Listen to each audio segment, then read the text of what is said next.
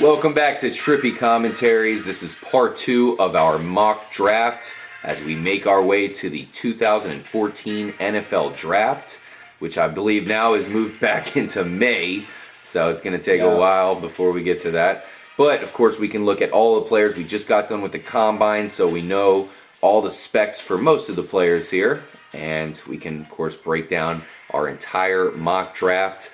We got through pick number 7, Johnny Manziel first, Greg Robinson second, Blake Bortles third, Jadeveon Clowney fourth, Teddy Bridgewater fifth, Jake Matthews sixth, Sammy Watkins seventh. So we're on the Minnesota Vikings where they need a quarterback. Now this might sound a little crazy, but I actually think they're going to go with Derek Carr from Fresno State. Now this guy, might even fall all the way to the second round. Who knows? There's a wide range of possibilities for him. But from what I'm hearing, Minnesota really likes him. And the bottom line is they're another team that needs a quarterback. So what the fuck are they going to do without one? Derek Carr is one of my favorite quarterbacks available in the draft. I like the guy a lot, and I think that that's actually not a bad move if Minnesota does pull the trigger for Derek Carr. Yeah, I mean, they really need a quarterback bad. I could see them making a trade and trying to move up in this draft to secure themselves one of the elite quarterbacks. Mm-hmm. I could see them easily doing that because they do need one so bad. I mean, they could use, like you said, they might be losing Jared Allen, so they might be looking at trying to get another defensive end. Yep. There's a few good ones that are still out there, so I could see them going that direction, but like I said, it all depends. They really need a quarterback, but do they feel that Carr is going to be good enough or NFL ready in his rookie season? And I see the opposite as you, where I see them actually trading down so that way they can get Derek Carr lower, because this is way too high. I'm hearing a lot of things that they do like him, so if they want him, they might have to do it. Yeah. So I could be right here, but in a weird way to where they trade down. You might see them trading down into the 20s where they can easily get Derek Carr, because no other teams down there are really going to be looking for a quarterback. Yeah. They're in a terrible spot there. So that is where I think Minnesota's going to go. I think they're going to get a quarterback to match up with Adrian Peterson, try to get him one last shot at making a championship run. Let's move to pick number 9 in the Buffalo Bills. I think they're going to take their hometown linebacker, Khalil Mack, a beast linebacker right there out of the University of Buffalo, the Buffalo Rams.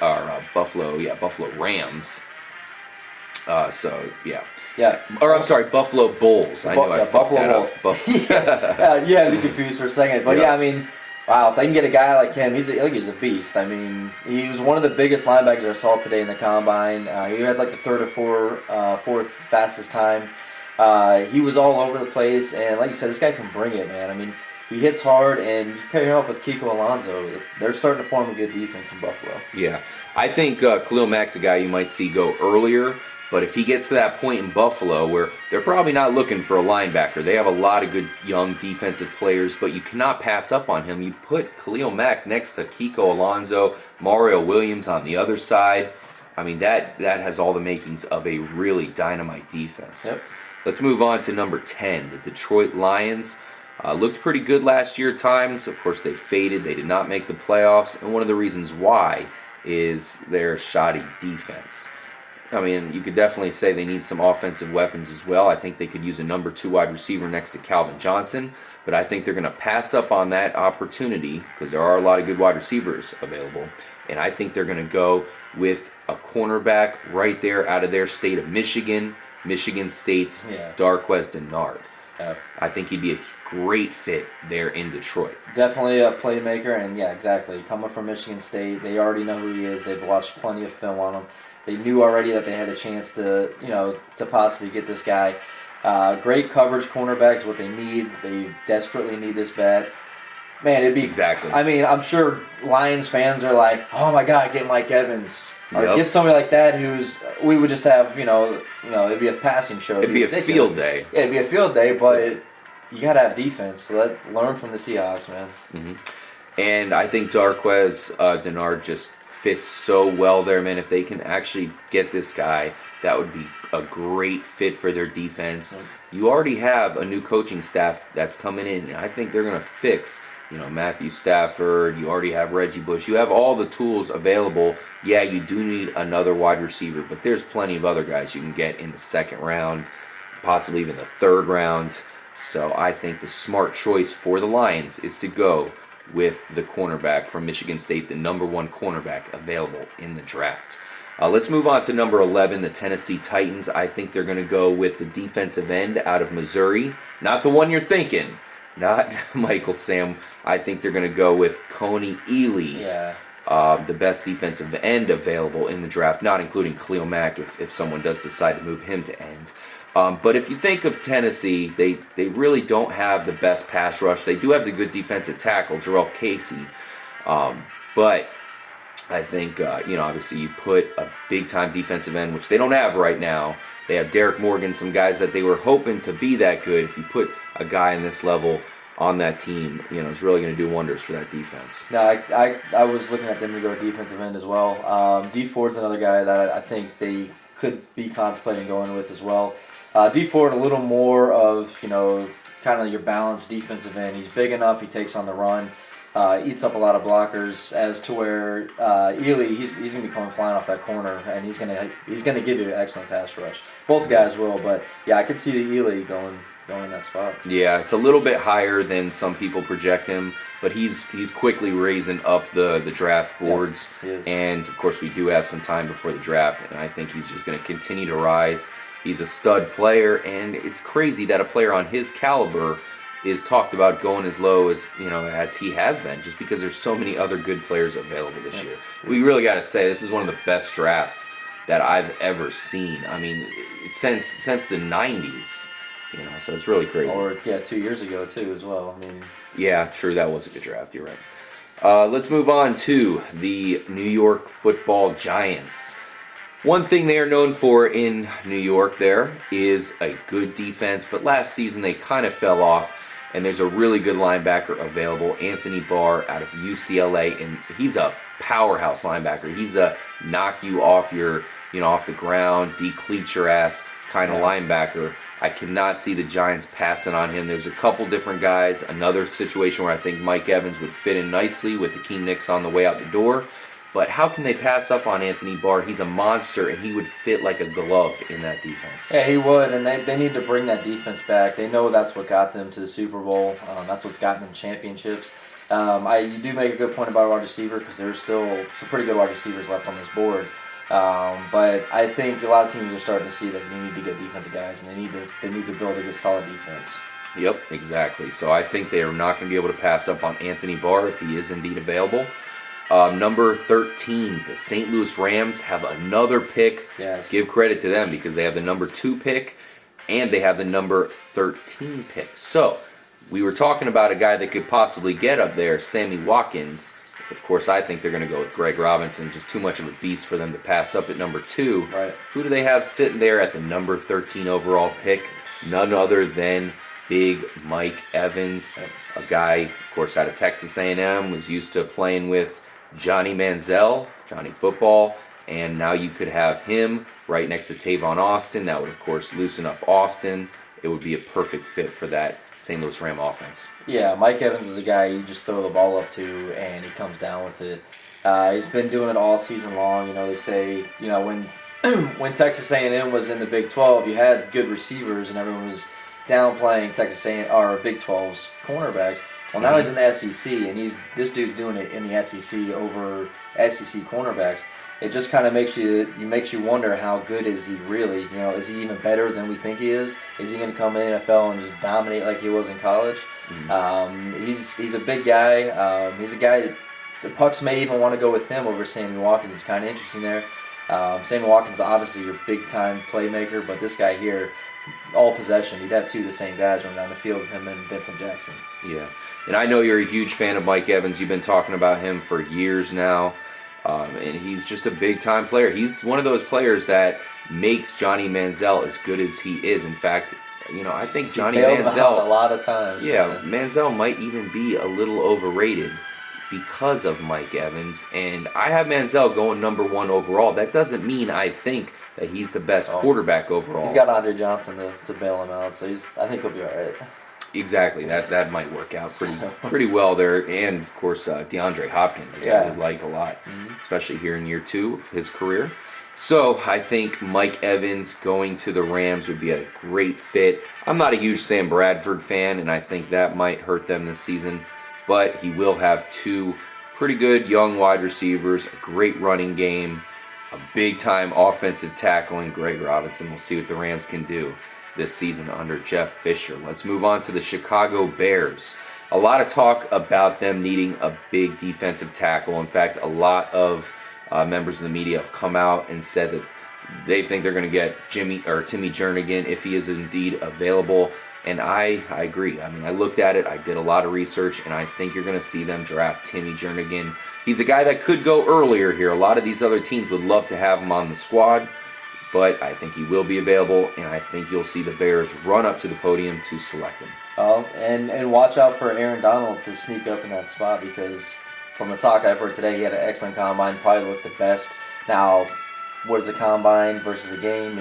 Obviously Jernigan has proven on the field that he is, unstoppable, and they really need that. But like I said, watch out for Aaron Donald to sneak up in that spot. I'm a huge Aaron Donald fan. Love Aaron Donald. Now, he's an undersized defensive tackle, so he's going to need to be around a lot of good players. Yeah. He's going to have to fall in a spot where guys can really help him out, and unfortunately, that is not the spot. I'm talking about Chicago, of course. That is not that spot. So I think they go with someone who's bigger, a big run stuffer. Man, Chicago's run defense completely fell off the map last season. Timmy Jernigan would be huge for that team, wouldn't it? I mean, no pun intended. But, that would be huge just to put him in the middle of that defensive line. That would go a long way to improving the team. Yeah.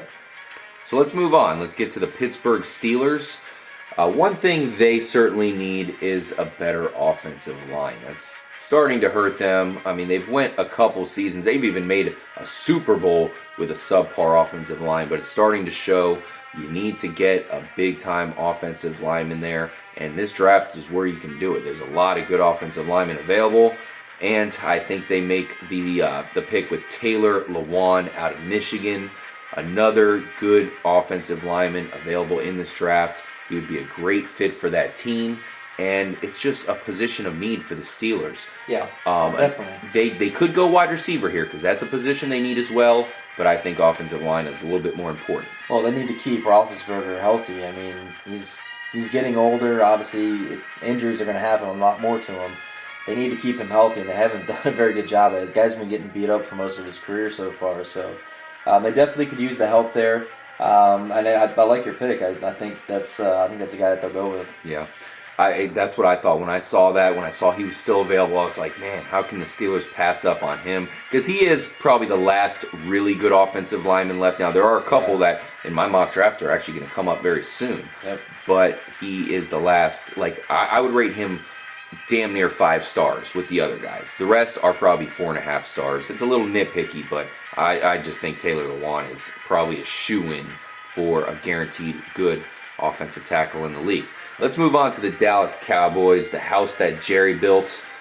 They're parting ways with Miles Austin this season. Of course, they have Dez Bryant, a huge offensive weapon for them. Yep. And they're going to want another weapon on the other side of the ball. The other side of the field is him. They do need a lot of, they have a lot of positions they have to fill, but I think Jerry is going to want to go with wide receiver, where they have Marquise Lee available, big-time wide receiver out of USC, a guy I like a lot. And I think that the Dallas Cowboys are going to go ahead and take Marquise Lee and put him on the other side of Dez Bryant. Well, I mean, I kind of disagree here because I think they do like Terrence Williams. I think he is their new Miles Austin, and they're going to use him a lot more. I wasn't impressed with Terrence Williams last year. He looked terrible at the end of the year. Yeah, well, I mean, they weren't using him the same. They switched him and put him in a different spot. I think he is still going to be a guy that they're going to like. They got to do something about their secondary. They need to beef up their run game. You look at them. There's a lot of good linebackers left. Get some help around Sean Lee. They need to do something. They need to give Monty Kiffin a defense to work with. Yeah. That offense seems to be able to still score points, and I don't think Miles Austin was out all last year. I don't see that being a huge need. I think there's enough good receivers they might pass on that right now and get somebody later. Yeah, that's a possibility. The one thing I love Marquise Lee. I'm a huge fan of the guy. It's hard to pass him, and he's super flashy. And I just think, it's going to be like a piece of like when you put the flashlight in front of a cat and it runs it around. I think that's what it's going to be like for Jerry Jones. He's going to see Marquise Lee and be like, oh my God, this player's amazing. If we can put him next to Des Bryant, because Marquise Lee is another one of those players. He's a really, big time talent. Yeah. Like Des Bryant was coming out of college. Yep. And I think that would be a great fit for the Cowboys there at pick number 16. So let's do a quick recap of this part's picks. We started off with Minnesota picking Derek Carr. Buffalo went with Khalil Mack, the linebacker. Detroit at number 10 went with the cornerback Denard. Tennessee is going to go with a pass rushing defensive end, Coney Ely out of Missouri. The Giants are going to go with Anthony Barr from UCLA, the linebacker. St. Louis is going to get a huge piece of the puzzle in big Mike Evans, the wide receiver out of Texas A&M. Chicago is going to take defensive tackle Timmy Jernigan. Pittsburgh is going to get offensive tackle Taylor Lewan. And I believe that Dallas is going to pick Marquise Lee, a wide receiver. I think they need another wide receiver next to Des Bryant. Put Terrence Williams in the slot. We'll see. And, because actually, you know what, about Dallas, because I was looking at offensive line, but strangely enough, that was a question mark going into last season. But their offensive line actually was pretty good last year. They were good. I mean, I didn't feel the Cowboys' problem was their offense. I mean, obviously, a lot of blame goes back on it because Tony Romo is good for blowing games at the end of the game. But I still felt their offense can compete, especially in the division they're in, and be able to win games for them. But their defense was just god awful. It was embarrassing to know that was Monty Kiffin's defense, and sad for us to see that. Yeah, of course, absolutely, yeah.